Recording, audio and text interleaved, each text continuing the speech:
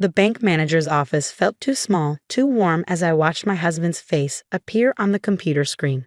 James looked exactly as he had 2 weeks ago, before the car accident that took his life. Same kind eyes, same gentle smile. But something was different. "If you're watching this, Emily, it means I'm gone," he began. "And it means you're about to learn the truth about who I really am. My name is Emily Parker, and until that moment, I thought I knew everything about my husband. We'd met in college, married young, and built what I believed was a perfect life together. James worked as an investment banker while I ran my own small bookstore. We had a beautiful home in the suburbs, plans to start a family, and enough love to fill a lifetime. Or so I thought. First, James continued on screen, "You need to know that I love you. Everything between us was real. But my job, my background, my family, those were carefully constructed lies." The bank manager, Mr. Chen, sat quietly in the corner, giving me privacy while maintaining protocol for viewing secured messages. I barely noticed him as James's words washed over me. "This account contains $47 million, James said. "Money I've gathered over the years from my real work. There are also files, documents that explain everything. But Emily, once you access this information, there's no going back. Your life will change forever." My hands trembled as I paused the video. $47 million? I whispered. "That's impossible. We lived on his banking salary. We budgeted for vacations. We had a mortgage."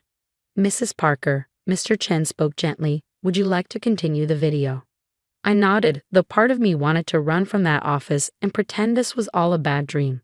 James's face reappeared, his expression more serious now. "The money is yours, no strings attached. You could take it, walk away, and never look at the files.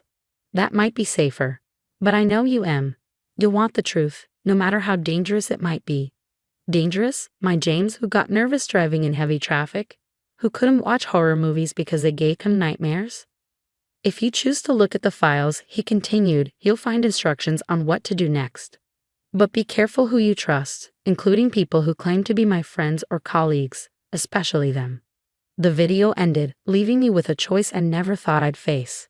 Continue living with the memory of the James I knew, or uncover the truth about the man I actually married. "Mrs. Parker." Mr. Chen's voice broke through my thoughts. "There's more. Your husband left specific instructions about accessing the account. You'll need to use these." He handed me a sealed envelope. Inside were a key and a series of numbers, coordinates, I realized, along with a handwritten note. "Remember our first date. The real one, not the story we tell." My mind flashed back to that night 12 years ago. We planned to go to a fancy restaurant, but a storm had knocked out power across the city. Instead, we'd ended up at a tiny Chinese place, the only restaurant still open in the blackout. We'd always told people we met at a coffee shop. I never understood why James insisted on changing that detail. The coordinates led to that same Chinese restaurant. James had left something there for me, something I'd need before I could access the rest of his files. As I left the bank that afternoon, my world felt off-kilter. Everything I thought I knew about my life, my marriage, had been called into question. The James I knew clipped coupons and worried about retirement savings. How could he have secretly amassed $47 million? I drove home in a daze, barely registering the familiar streets of our neighborhood. The house looked the same. James's gardening tools still scattered by the garage, waiting for his return. The sight brought fresh tears to my eyes. Inside, I headed straight for his home office. I'd already gone through it once after his death, looking for insurance papers and account information. Now I looked at everything with new eyes. The degrees on his wall from Princeton, were they real? The family photos showing holidays with his parents in Connecticut, were those people even his real parents? They'd both died years ago in a car accident before I met them. At least that's what James had told me. I spent hours going through his things, looking for any clue I might have missed. His laptop was password protected, and none of our usual passwords worked. His phone had been destroyed in the accident. Even his paper files revealed nothing unusual, just normal bank statements, tax returns, and work documents. Around midnight, my phone buzzed with a text from an unknown number. "Wondering about James yet?" My heart raced as I stared at the message. Another followed quickly. "The Chinese restaurant. Tomorrow. Noon. Come alone." I took a screenshot of the messages before they suddenly disappeared from my phone. Deleted remotely. I realized with a chill, whoever had sent them had access to my device. Sleep was impossible that night. I lay awake, replaying every moment of my life with James, looking for signs I might have missed. Had there been clues all along? Times when his story didn't quite add up. There was the way he always insisted on doing her banking online, never visiting branches in person. How he traveled for work but never wanted me to meet him in other cities. The mysterious calls he'd take outside, claiming they were client calls that had to be private. But he'd also been the most loving, attentive husband anyone could ask for. He never missed an anniversary, always remembered the smallest details about my likes and dislikes. He'd spent countless hours helping me set up my bookstore, installing shelves on weekends and learning about inventory management to help me succeed. How could that man be someone else entirely? Morning came too quickly. I got dressed mechanically, trying to decide what one wears to meet a mysterious texter who might reveal secrets about your dead husband's double life. As I headed for my car, I noticed something odd. A small red dot on my windshield. I approached carefully and found a nearly invisible device attached to the glass. A tracker. Someone was watching me. The Chinese restaurant looked exactly as I remembered it from our first date, right down to the faded red lanterns hanging in the window. I arrived early, parking across the street to watch who came and went. At exactly noon, my phone buzzed again. Inside. Last booth. Taking a deep breath, I stepped into the dimly lit restaurant. The same elderly woman who'd served us 12 years ago nodded in recognition as I passed. In the back booth sat a woman about my age, dressed in a crisp business suit. "Emily," she said as I approached. "I'm Diana. I worked with James." "At the bank?" I asked, sliding into the booth. She smiled sadly. "No, his real job." She placed a small device on the table that emitted a soft hum. "Signal jammer. Now we can talk freely." Over the next hour, Diana revealed a truth that shattered everything I thought I knew. James hadn't been an investment banker. He'd been part of a private intelligence organization that specialized in exposing corporate corruption. The banking job was his cover, she explained. But his real work involved infiltrating companies, gathering evidence of illegal activities, and ensuring that evidence reached the right authorities. "That's where the money came from?" I asked, thinking of the $47 million. "Partially. Whistleblower rewards can be substantial, but most of it came from his family." "His family? But they're dead." Diana shook her head. "His parents are very much alive, Emily, and they're not the middle-class suburbanites he described. The Parkers are one of the wealthiest families in the country, old money carefully hidden from public view." My head spun as she continued. James had been born into a world of immense privilege and power. But instead of living off his inheritance, he'd chosen to use his position and resources to fight corporate crime. "Why didn't he tell me?" I whispered.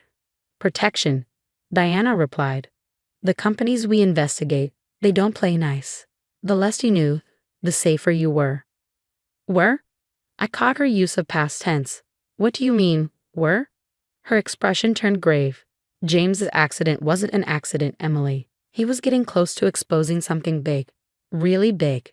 That's why he set up the failsafe with the bank." I felt the blood drain from my face.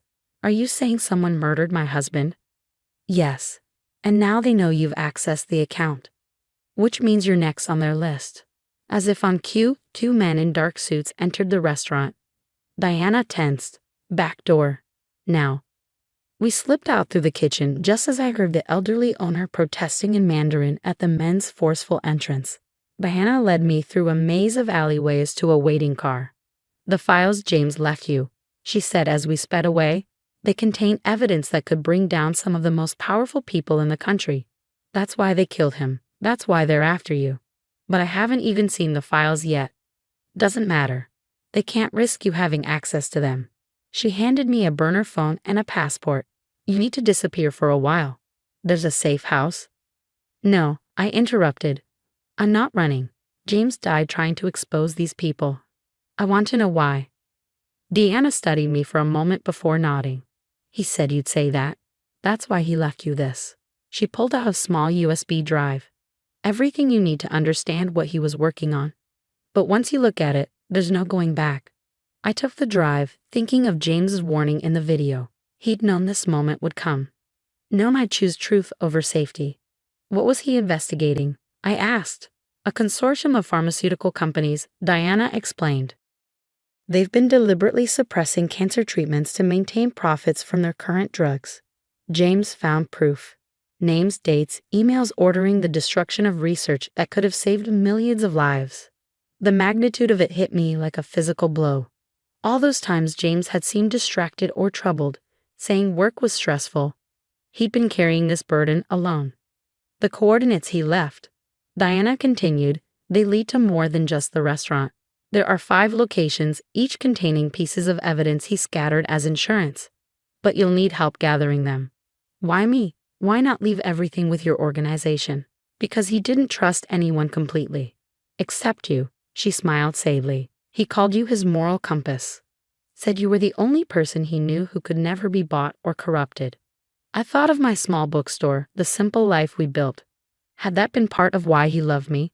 Because I was content with what we had, never wanting more? The men following us, I said, glancing in a side mirror. Who are they? Private security contractors. Mercenaries, basically. They work for whoever pays the most. She took a sharp turn down a side street. Right now, that's Blackworth Pharmaceuticals. The name triggered a memory.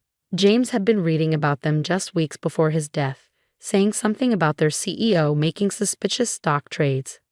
What do I do now? I asked. First, we need to get you somewhere safe. Then, she handed me a key identical to the one from the bank. We start following James's breadcrumbs. The safe house was a modest apartment in a quiet neighborhood. Diana helped me settle in, showing me the security features James had installed. The USB drive is encrypted, she explained. You'll need 3 keys to access it. The first was in the restaurant, that jade pendant the owner gave you. The second is hidden at the next set of coordinates. The third, she paused. The third is something only you would know. As night fell, I sat at the apartment's small desk, examining the pendant. It looked ordinary, but contained a tiny microchip. James had planned everything meticulously.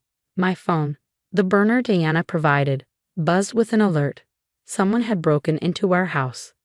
Through the security cameras James had secretly installed, I watched men in black tactical gear methodically searching every room. They spent extra time in his office, tearing apart furniture and removing sections of wall. They won't find anything, Diana assured me, watching over my shoulder. James was too careful. But seeing strangers violate our home, destroy the life we built, ignited something in me. Grief turned to anger. Fear became determination. Tell me everything, I demanded. About James's work, about the people who killed him. Everything. Over the next several hours, Diana revealed the scope of James's investigations. Blackworth Pharmaceuticals was just the tip of the iceberg. Their CEO, Howard Blackworth, headed a network of companies involved in everything from illegal drug trials to bribery of government officials. James discovered they were testing experimental treatments on unknowing patients in developing countries. Diana explained. When the trials went wrong, they buried the evidence. Literally in some cases. Dawn was breaking when Diana's phone chimed. Her face went pale as she read the message. We have a problem, she said. One of our safe houses was just compromised. They're getting closer. How? I thought we were careful. There's a mole in the organization. Has to be. She started gathering her things. We need to move. Now. But as we headed for the door, gunshots erupted from outside. Diana shoved me back, drawing a weapon I hadn't known she carried. Back door, she ordered. There's a garage. Gray sedan. Keys are. More shots. Diana fired back through the window, then stumbled. Red blossomed on her white shirt. Diana. Go, she gasped. Get the evidence. Finish what James started. I wanted to help her, but she pushed me away. The third key, she whispered. It's your wedding song. But not the one from the ceremony. The one you danced to, later. Understanding dawned. At our wedding reception, we danced to a traditional first dance song. But later that night, in our hotel room, we'd swayed to another song. One that had been playing during that blackout dinner on our first date. Diana pressed her gun into my hand. Car. Go. I'll hold them off. Tears streaming down my face, I ran. Behind me, Diana's gunfire covered my escape. I made it to the garage, found the sit-in. As I sped away, more shots echoed in the pre-dawn darkness. 3 days later, I had all 3 keys: the jade pendant from the restaurant, a small crystal buried at the base of a tree where James first told me he loved me, and the psalm, our real wedding psalm. The files were exactly what Diana had described. And more. Years of evidence meticulously gathered: money trails, emails, video recordings of closed-door meetings. Enough to bring down not just Blackworth, but dozens of executives and officials. James had been killed because he discovered something even worse. Blackworth wasn't just suppressing cancer treatments. They were deliberately causing cancer clusters in poor communities to create test subjects for their drugs. I spent weeks organizing the evidence, following James's careful instructions. He created a dead man's switch. If anything happened to me, everything would automatically be sent to journalists, prosecutors, and regulatory agencies worldwide. 1 month after James's death, I walked into FBI headquarters and turned myself in, along with copies of all the evidence. Within hours, arrests began. Howard Blackworth, board members, government officials. The body count grew as conspirators turned on each other. Deanna survived her wounds. The mole was caught trying to flee the country. Slowly, justice began to unfold. I kept the bookstore, though I hired managers to run it. My time was spent working with prosecutors, testifying in trials, and carrying on James's mission through a foundation I created in his name. The $47 million, most went to the victims' families. The rest funds research into the very treatments Blackworth tried to suppress. Sometimes at night, I watched James's video message again. Everything between us was real, he'd said. And it was. He just had an even bigger heart than I'd known, one that fought for justice while loving me with equal passion. I'm not the same woman who walked into that bank 2 months ago. James's death changed me, revealed strengths I never knew I had. But his love, his real love, gave me the courage to fight. The truth is both a burden and a gift. James knew that. Now, so do I.